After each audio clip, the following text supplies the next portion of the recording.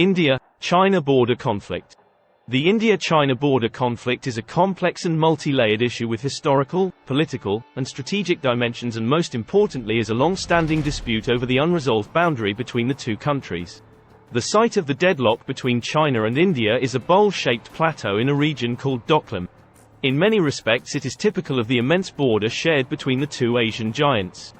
Himalayan mountains frame their 4,000-kilometer division, all of it sparsely populated and very little of it formally demarcated. It doesn't help that maps of the remote region are often imprecise. Incursions, most of them accidental, are frequent.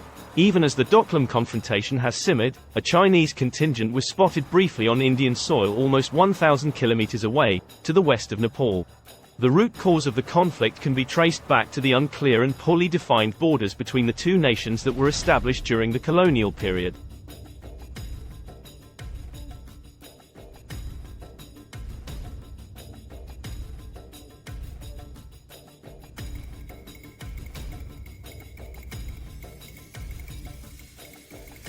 Most of the treaties that separate the two sides predate the existence of their modern states. Many were signed by officers of the British Raj and the Qing Empire. Recently, the conflict has escalated due to increased military presence and territorial claims by both sides in the disputed areas along the border, including the Galwan Valley, Pangong Tso Lake, and other areas in eastern Ladakh.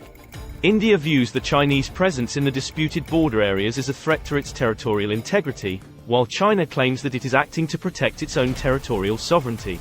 On the other hand, China has criticized India for what it sees as the latter's support for Tibetan independence and its growing ties with the United States and other countries in the region. In terms of public perception, India and China have very different views of each other.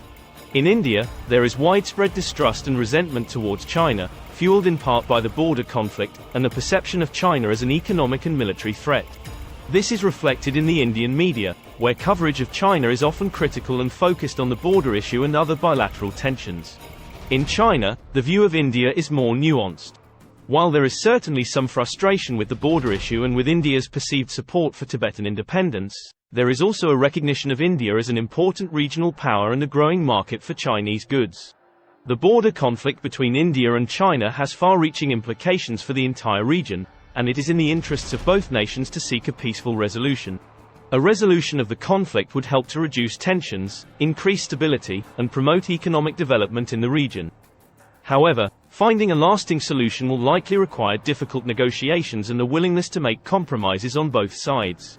Efforts to resolve the conflict have been ongoing for decades, but progress has been slow and limited. In recent years, there have been several rounds of talks between the two countries, including diplomatic and military-level meetings, aimed at finding a mutually acceptable solution.